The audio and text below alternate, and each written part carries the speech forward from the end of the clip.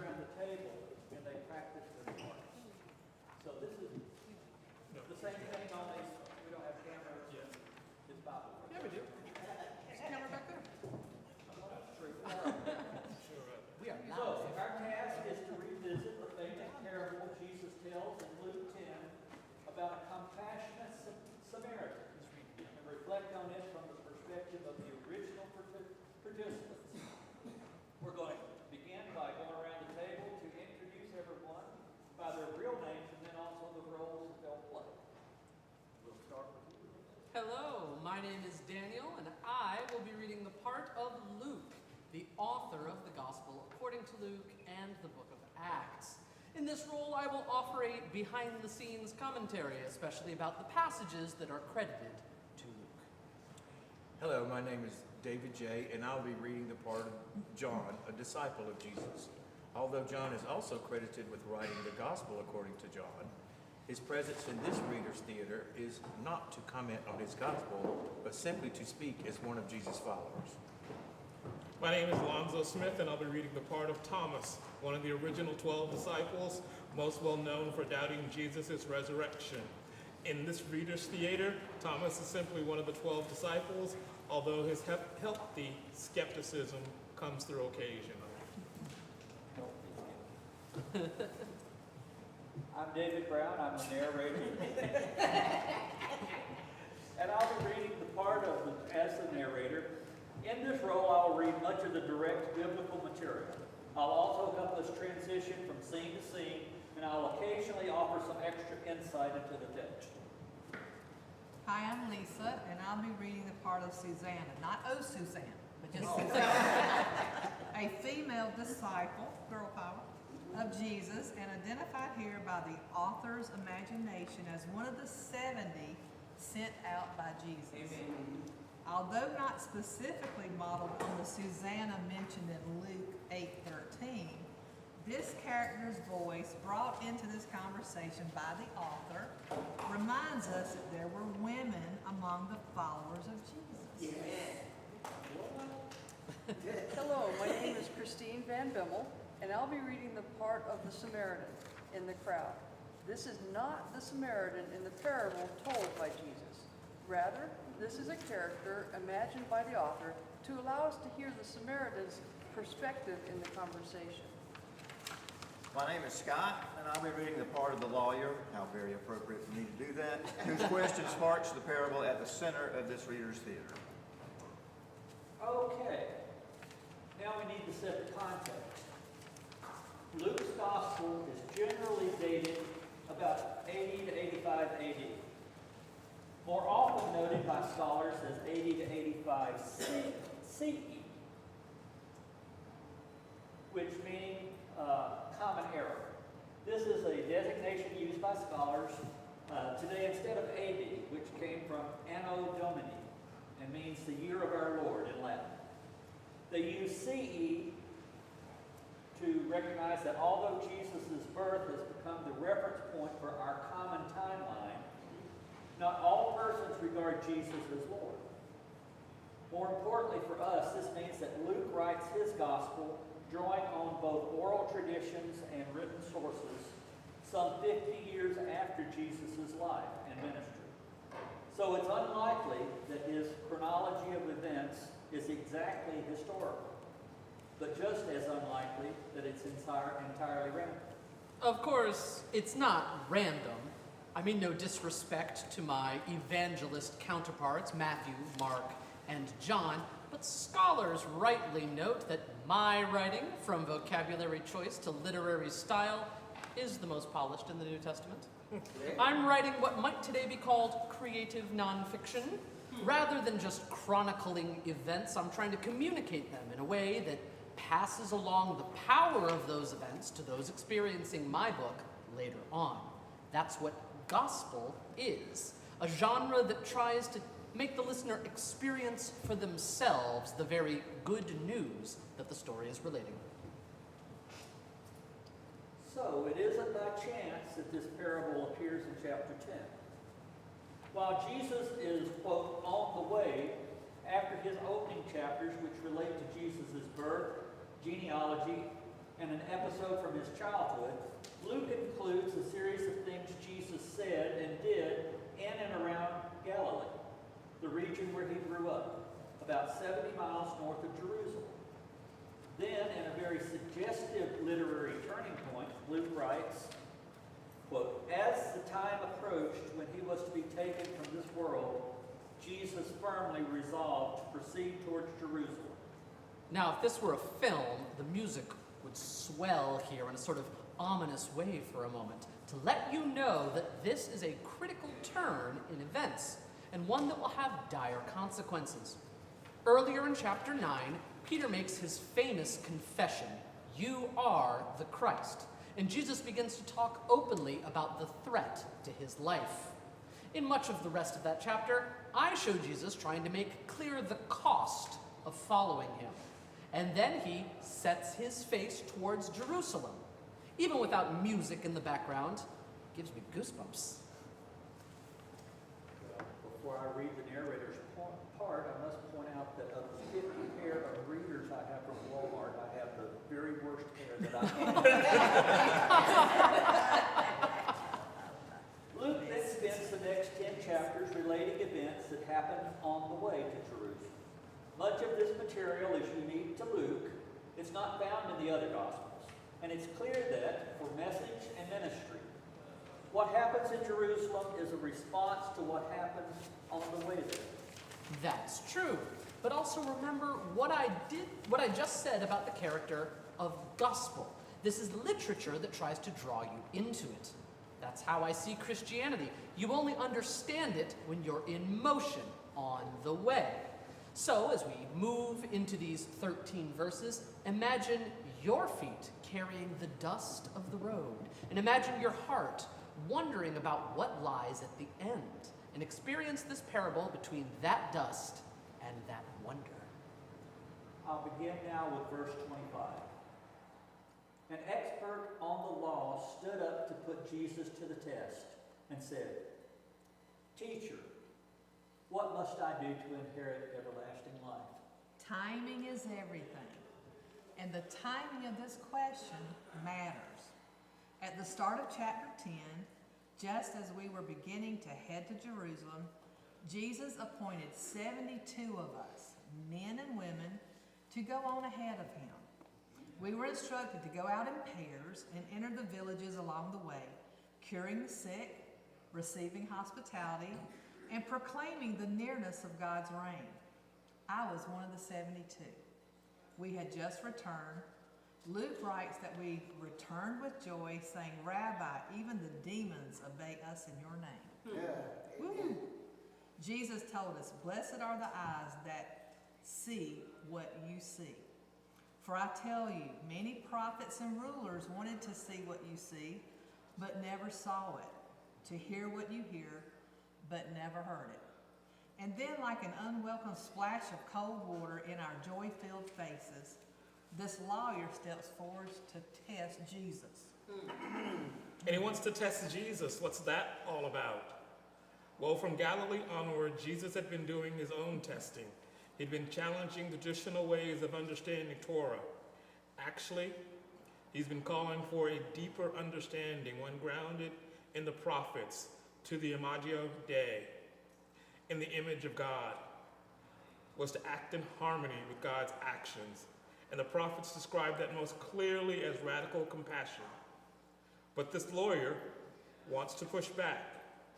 He's maybe heard rumors about how far Jesus is ready to go with compassion and wants to test the limits. Some people need things spelled out in no uncertain terms. I have to confess, I'm one of them. I kind of appreciated this guy stepping forward to ask a tough question. I wasn't about to do it myself, but I was eager to hear Jesus' response. When it says, "I want to inherit everlasting life," you might think I'm asking about how to get to heaven. But my question wouldn't have so obviously meant that back in the first century. Everlasting life might mean the life that begins after we die. But in the Jewish faith of my day, there was no consensus about life after death. See, for much of our history, including right up to the 21st century, Jewish people have not had a very clear notion of an afterlife. There are some people in my day starting to wonder about life after death, mostly because we Jews see so little evidence of God's justice ever taking hold here in this life. But it's not something we take for granted like you Christians do. It's not a central piece of our tradition, so give me the benefit of ambiguity here. That's right. For Jews, the fullness of life has usually meant going to heaven, but not meant going to heaven, but rather living in this world with integrity and passing on their traditions to the next generation.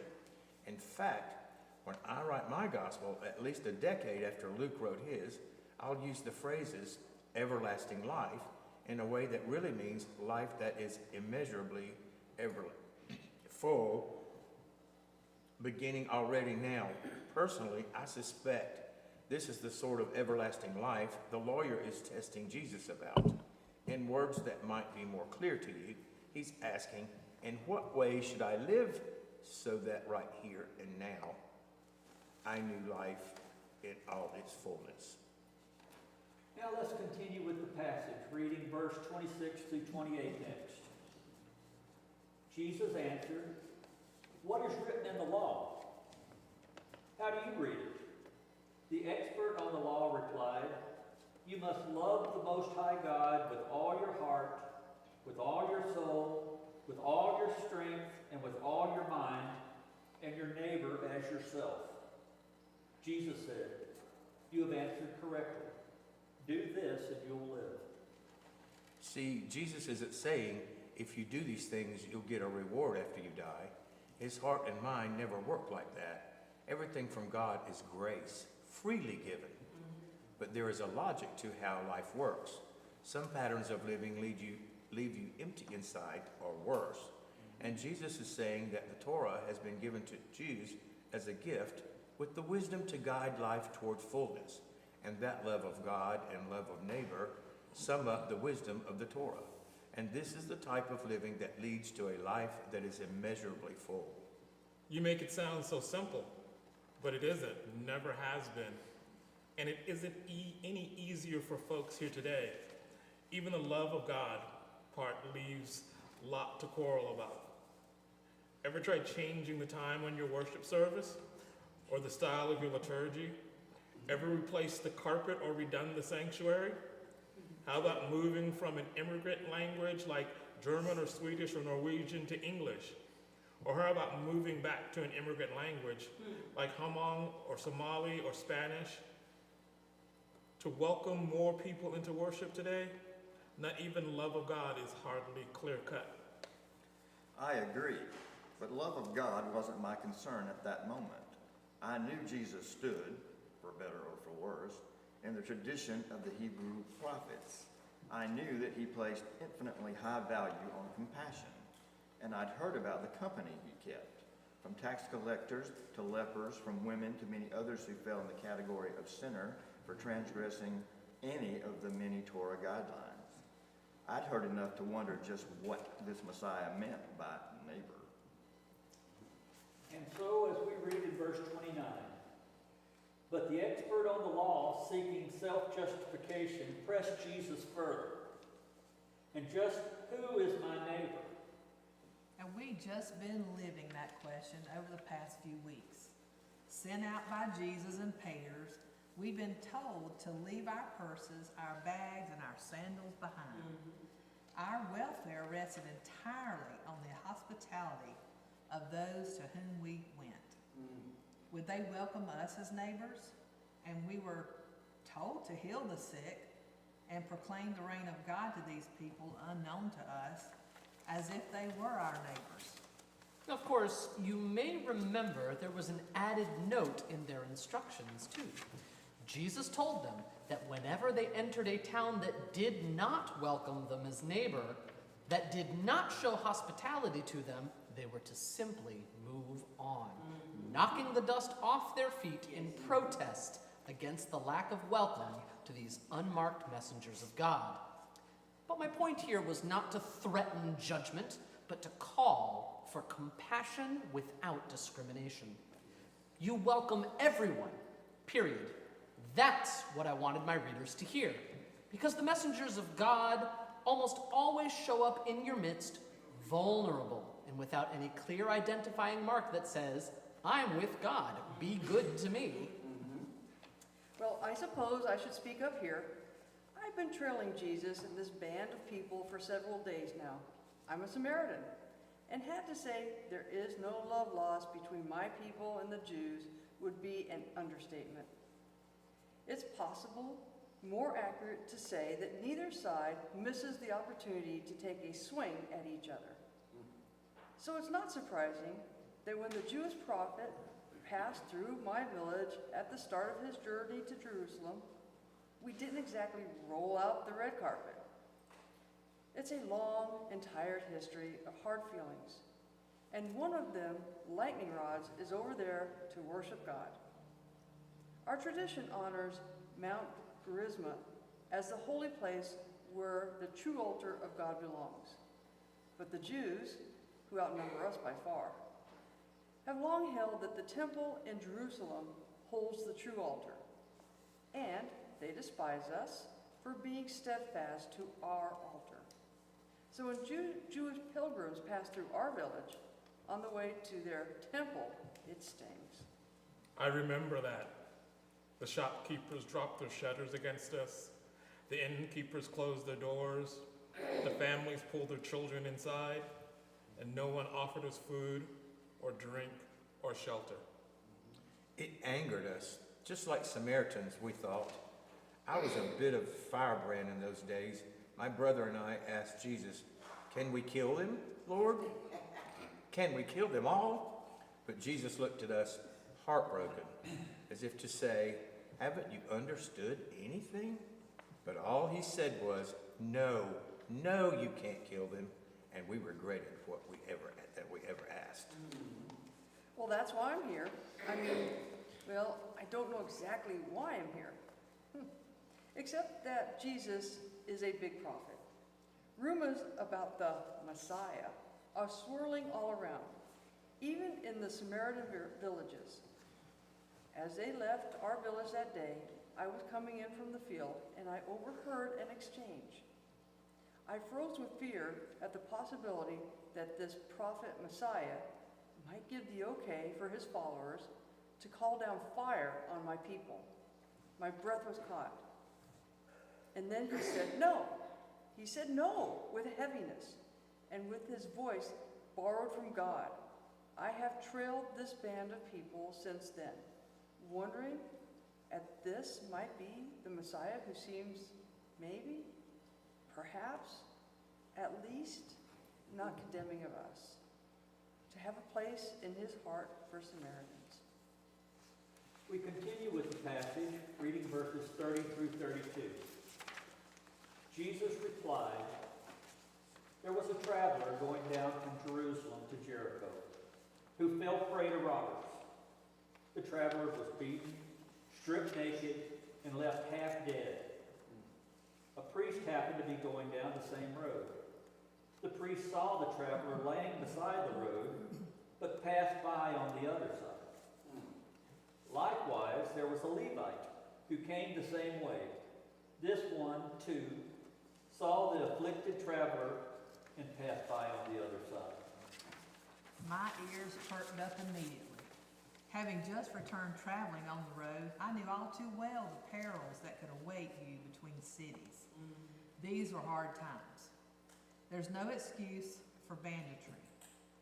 But it's no secret that between the taxes levied by Rome and the tithes required by the temple, many of my Jewish brothers had seen their farms foreclosed on. They watched helplessly as their families' heritage was forfeited.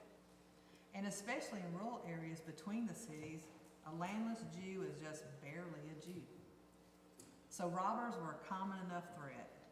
And while it's true that one by one they each chose to become robbers, I suspect that very few of them made that choice happily. Half dead. That's exactly what the Greek word says. As close to death as to life, teetering between the two. And that's a problem for these two fellows. Priests and Levites serve in the temple. More than just a job, it's their entire life. Priests offer sacrifices. They stand at the doorway between this world and the holy world of God. Levites serve in the temple in other ways. Think of them like the altar guild, the organist, and the choir director. The custodian and the cantor all rolled into one. Whatever needed doing each day to keep the temple running, Levites saw that it got done. And if the temple is the height of holiness, short of God, of course, if it's the place saturated, dripping with holiness, well, death is the height of impurity.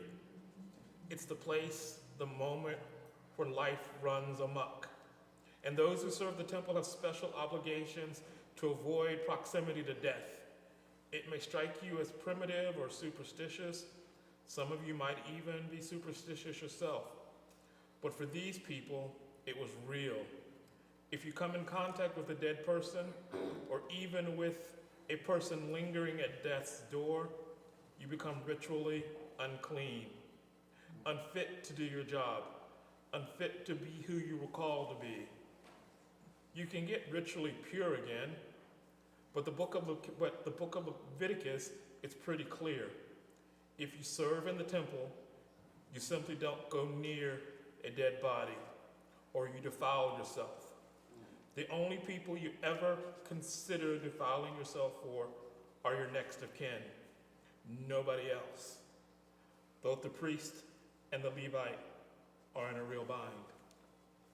Well, they're in a tough spot, but not really a bind. The law is very clear. It's unfortunate, even tragic, for the wounded traveler, but they respond exactly as the law says. They move to the other side and pass by in order to preserve their ability to serve God in the temple. Ah, but that is the bind, after all, because Jesus has exposed a bind within the religious tradition in itself. In order to preserve their purity to serve God, they must choose to not offer compassion to the man near death. How can that be an expression of loving their neighbor? And how can it be that serving God in a building can outweigh the importance of serving God in the body of a person in need? But this isn't just about a bind within Judaism. I'm convinced Jesus told this parable because he saw that even his own followers might be tempted to make obedience to rules and rituals more important than people. Listen, both a Lutheran and a Catholic chaplain gave their blessing to the men who dropped the atomic bomb on Nagasaki. One of the landmarks given to the pilots that day was St. Mary's Cathedral, the center of Christianity in Japan. And this building was the visual sighting used to drop the bomb. As one writer puts it, and what the Japanese imperial government could not do in over 200 years of persecution, American Christians did it in about 9 seconds. The entire worshiping community of Nagasaki was wiped out. Didn't these two chaplains, also determined to fulfill their duty, choose to pass by on the other side, avoiding the civilians in Nagasaki who were half dead the moment the plane started heading their way? You are right. This is about the impulse in all of us, individually and in groups, to place our allegiances to the things we value above allegiances to God's children. When you purchase toys or clothing, do you really want to think about the people in sweatshops who made them? When you buy your food, do you really want to consider the working conditions of those who harvested and processed it? And that's my question. Who counts as a child of God? Who is my neighbor? To whom do I owe this allegiance? I mean, you have to draw a line someplace, don't you? So the parable continues in verses 33 through 35. But a Samaritan who was taking the same road also came upon the traveler, and filled with compassion approached the traveler and dressed the wounds, pouring on oil and wine. Then the Samaritan put the wounded person on a donkey, went straight to an inn, and there took care of the injured one. The next day, the Samaritan took out 2 silver pieces and gave them to the innkeeper with the request, "Look after this person, and if there is any further expense, I'll repay you on my way back." I couldn't believe my ears. In this moment, my world was turned upside down. You have to understand, no Jew spoke well of a Samaritan. We claimed to share the same faith as the Jews, but no one accepted us. And here, in this prophet's tale, in this Messiah's message, suddenly, a Samaritan was taking center stage. I couldn't believe my ears. My world was turned upside down. If I could have retracted my question at this point, I would have reeled it back in and walked away. This is not the way I expected this to go. I'm angry, I'm flustered, I'm disoriented. And who does this guy think he is? Samaritans. This is a family feud that goes way back. And if you don't realize all the historical, theological, emotional, ethnic baggage tied up in this, you'll come away thinking we're all just supposed to go out and be good Samaritans. But for Jesus' audience, that was unimaginable. 750 years earlier, the Assyrian Empire swept through this region. They conquered the northern 10 tribes of Israel and scattered them to the four winds. That's how they treated everyone. They uprooted the vanquished and dispersed them until they simply disappeared. Then they brought in peoples who had been conquered elsewhere and placed them in what had been the land of Israel. These people were settled in the hill country known as Samaria. But some of the people living in this area claimed to still be Israelites.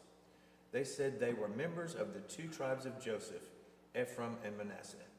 This claimed to be part of a handful of Israelites who had never been scattered and who viewed themselves as faithful to the traditions of Moses.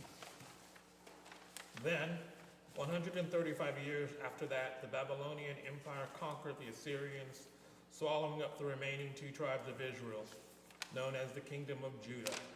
They were carried off into exile, but twice in the book of 2 Kings we hear that as the Babylonian army moved through, they left behind the poorest people of the land, the least of the Israelites. And for the next 50 years, while the remnant of Israel known as Judah lived in exile in Babylon, these poorest of the poor, who had been left behind, lived up in the hill country of Samaria. And finally, a third superpower emerges in the region, Persia. The Persian Empire conquers Babylon, claiming all of their lands and all of their captive people, just as the Babylonians had earlier done to Assyria.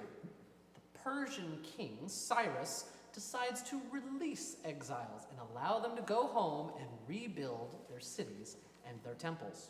So, the Israelite captives return to Jerusalem, wearied by a generation in exile, but overjoyed to be back home. When they set out to rebuild the city of Jerusalem, certain people came down from the hill country, the land known as Samaria. They say that they too are Israelites and that they are eager to help rebuild.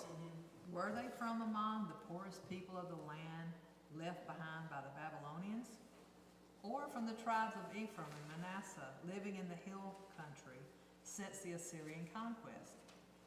Or from the displaced people brought in by the Assyrians who perhaps intermarried with Israelites left behind? We don't know. What we do know that they came down from Samaria and that they regarded themselves as the children of Israel, and that the Israelite refugees returning from Babylon rejected them and refused to acknowledge their kinship, either biologically or spiritually. So for at least 500 years before this parable is told, Samaritans have claimed to be Jews, and Jews have rejected those claims. By the time Jesus' tale takes this most unexpected turn, Samaritans were the most despised ethnic group among the Jews. They were considered worse than any of the Gentiles because they claimed a kinship that Jews regarded as false. Now, I'm not a historian, a theologian, or a biologist. I only know that from my birth I was raised to honor the traditions of Moses. From my childhood, I learned that my own land I was regarded as unclean, traitor. But I can tell you this, by the time of Jesus, my people had never wavered in more than 500 years in their claim to be the true children of Israel. And for 2,000 years since Jesus, my people continued this claim, never wavering. We have all but disappeared as of 2007. Only 712 Samaritans remained in the world. And yet, in your 21st century scientists using genetic testing confirmed after 2,500 years of being ostracized that my people indeed shared a common ancestor with the Jews dating back to the time of the Assyrian conquest. But at the time of this parable, all that mattered was my heritage. Even before being despised among Jews, suddenly moved to the margin, to the center of the story, from an outcast to the honored. This passage concludes in verses 36 and 37. Then Jesus asked the expert on the law, "Which of these three, in your opinion, was the neighbor to the traveler who fell in with the robbers?" The answer came, "The one who showed compassion." Jesus replied, "Then go and do the same." I was trapped. It had been my question and then his answer. But now it was his question and I didn't want to answer. I had set out to test him and suddenly found that I was the one being tested. My anger was gone, edged out by a wonder too deep for words. It would be days, weeks, months before I could repeat the parable to others. Even in that moment, I simply could not take the S word come out of my mouth. No, never mind. Let's see where I'm at. I could not say who had acted as neighbor. So without actually naming him, I just mumbled, "The one who showed compassion." I was stunned too. I don't think any of us had expected this. I like things to be clear. I like things to be concrete, touchable. But this was a little too much, even for me. Samaritans as neighbors, if that was true, who could possibly be left to not be a neighbor? Is he really saying that there are only neighbors in all the world? That is exactly it. Oh, it'll be a while before Jesus' followers figure that out. By the way, have you figured it out? But at least now, the secret's out in the form of this Samaritan showing mercy to a Jew. You might remember that, unlike Matthew's gospel, my genealogy of Jesus doesn't stop at Abraham. It goes all the way back to Adam. Jesus is here for all humankind, for every son of Adam and every daughter of Eve, for all the Gentiles, and even for the Samaritans. But there's this too. Jesus told parables to describe the reign of God. He often began with the phrase, "The reign of God is like," and then he goes on to give us a word picture of what it looked like when God was reigning as a monarch. He tells his parable to answer a question about neighbors. But is it possible that he also meant for us to consider imaging God like a Samaritan? Imaging God like a Samaritan. Could he ask us to do that? Is it possible that God can be found in compassion, coming from the least expected, even from the most despised persons in our lives? I never expected to hear that this Jewish Messiah would give my people an honored place in his tradition. I never thought that he would open up the possibility that his tradition could also be our tradition, made common to us by deeds and compassion. Have you ever known this much surprise? Can you imagine what it was like to be a Samaritan on that day, or what it would be like to be a Samaritan today. Can you? Our last task is to step back into our own voices and identify some of the insights we gained. So thinking about either this passage from Luke 10 or the challenge faced by the church to widen our welcome today, or both. I have some questions to throw out, and feel free to answer. What insights did you gain from this experience? I can tell you personally, my insight was I had no idea the connection between the Samaritans and the Jews. Me either. And just how close it actually was. Yes, it still is. And even taking a step further, the broader picture of going back to Adam. It really is that we're all each other's neighbors. That's right. Anybody else? And though the challenge they had in that day, not much different than challenges we have today in our own societies, I think. I read something yesterday that was on the internet, of all places.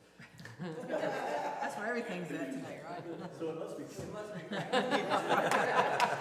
We need a disclaimer, right? It was like, what happened to the apostles, to the disciples of Christ? And, they didn't meet with, they didn't die of old age comfortable in their homes for the most part. So,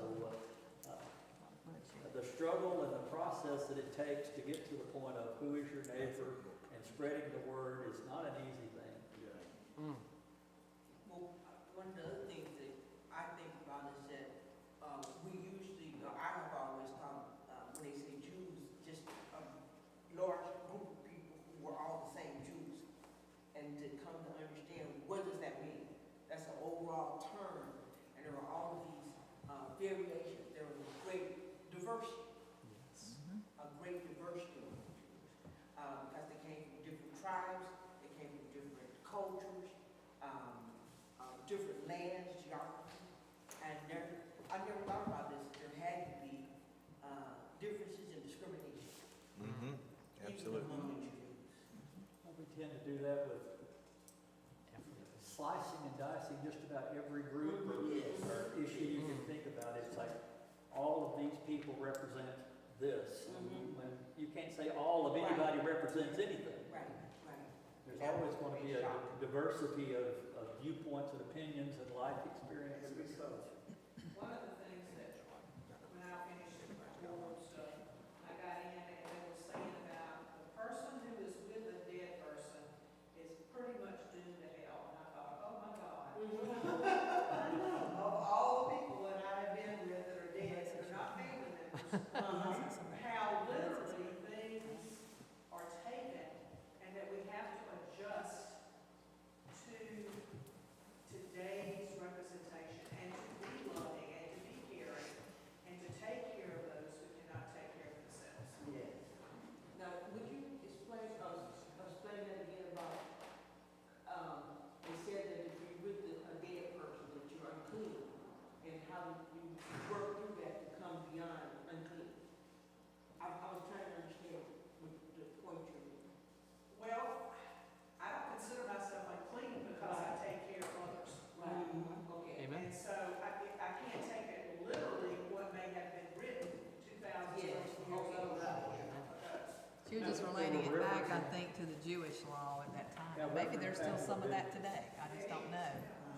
But unless it's your kin, Yeah, see, if it's your kin, yeah. But then I also saw it too about how they would get on the other side of the street. The people that worked in the temple had to be the most clean in the eyes of everyone. So they would just get on the other side of the road and keep on going, wouldn't even get near the Even look person. at it. So they were the most discriminatory for sure, in being compassionate towards people. Oh, going back and reading the first books of the Old Testament, Leviticus, Deuteronomy, and all of those, where they lay down the laws of the temple and I mean, everything from the fibers that go into your clothing to the food that you can eat. It's really a lot of emphasis was placed on death, and A lot of custom culture. You could be clean, but you had to go like 7 days and, purge yourself 14 times. Don't even talk about women and what they had to do to get Oh, clean. my goodness. Let's don't even go there. So there were rituals I mean- within those cultures. Well, One of what the- challenges or questions did it raise for you? Anybody have any Well, challenges? one of the things, it just seems to me that the laws, the customs that were required to be followed were sort of in conflict with being, hospitable and being compassionate, and showing love to everybody, because it just seems that if you stepped outside of this, you were exposing yourself to becoming ostracized and not part of your group any longer. Basically, you threw common sense out the window. I mean, you see somebody that's hurt, just try to help them. Yeah. It's just standard operating procedure. But you had to, go through all this laundry list of things, I mean, in our own culture, you can equate that, the purpose of laws is to keep, in the absence of laws is chaos. And at the same time, you have to take a look at what impact those laws have on what people, because one size doesn't necessarily feed all. Yes, sir. I was going to say too, I think it's very significant how Jesus picked a Samaritan to show honor to. It proves that God just loves what society may hate. And God is open and willing to love and accept, all people. And I never really thought about that much before until you did this play, but that makes a lot of sense to me because a lot of people hate gay people in the world and society, against trans and everybody else, it seems like. But to God sees honor and favor and is equally loving to all people. And I think that's a great message that needs to be preached more than ever today. That's true. And we'll end with this, was just a broad question. What difference would it make if every church went through this passage just like we did? Might open a few eyes. I think it would depend what church it is. I mean, I'm not picking on any particular religion, but some denominations have a real hierarchy of how things go. Yes. Like Catholics, for example, they do mass a certain way, always, there's very little deviation except for when you're celebrating a particular holiday or something like Easter or something. But there's a hierarchy that they don't want you to go beyond. They don't want you to stray out of. It doesn't necessarily affect the message they deliver all the time, because some churches in all denominations are more open and welcoming than others in that same denomination. But there is a certain hierarchy, like priests. They have to be a certain way. So it depends on the church whether they'd ever be willing to expand beyond where they are. Where other churches like MCC, and there are others like MCC that aren't MCC, they're more open and willing and don't have those overarching rules that they have to be followed. But it's also a way of controlling people. When you set a rule and say you can't do this, then you can castigate them if they step beyond the lines that you've set. And that's how they control the people and keep them in the church, which is This kind of reminded me of Sunday school and the old Bible Bible lessons that we used to have. Whenever you could have a group of diverse people, and there's diversity in any gathering of people that can sit down, read through something, and you're going to interpret it differently. It's going to have different meanings to each person. But to do that and voice your opinions in a safe place and have respectful civil dialogue amongst each other, I think everybody walks away for the better. Even if you disagree with something that somebody said, just the process of laying it out on the table and say, maybe there's something to that. So it's a good thing. I wish churches would do that more often, instead of just, here's what our doctrine says, and that's it. And it's interpreted by so-and-so, so it must be right. I think we run into a mistake when we, anytime you listen to a preacher and say, okay, the preacher is always right, and the preacher's, it's you have to make your own decisions and make your own determinations. And sitting down amongst friends and talking in a loving, open way is always a good thing. Sorry? I'd just like to add to that, early, I mean, even into this, early period, into this modern day, I've heard people say, if you want to see segregation in America, go to church on Sunday. Mm-hmm. Because it used to be that That's we rough. wouldn't come together. Wow. You know that, you had to, even, in the 1800s, the Methodist Church had slaves to work on the church building and put it all together, but they had to sit at the back of the service. And that's why we have AME, African American, and we have Christian Methodist, because they said, we're not gonna do that anymore. We're not gonna sit at, we're not gonna be part of it and do the work of God, but then segregate. So we still find ways to do it. Oh, I know. But we're never too old to change our minds about things. That's right. Yes. You know, you be taught a certain way and raised a certain way, but that doesn't mean that was the gospel. Just Right. like my dad was a minister, a Southern Baptist minister, and I used to think that everything he said and preached and taught was the one way. But as I got older, I learned, no, you gotta understand that sometimes your mind can be changed when you see it right in front of you that something is not right. Yes. And you wanna Yes. make that change to make it right. Well, I want to thank everybody for coming. I love these things. I do too. I think we need Thank to you. do more of them. We have one coming We'll up be in doing October that Dr. Bird's gonna lead, so I'm looking forward to that one too. I can't remember the date. Is it She 17th? said October Eight. 8th. Eight. I can't remember dates. Every one of these I've been October. to, I've And learned I don't something know that that I if didn't you've know. gotten enough people to do this, I do, I have. you got everybody you need. All right, I was gonna try to help advertise for you to get some more people, but And that's I'd great. like to say something right quick. I will be signing autographs now. Oh.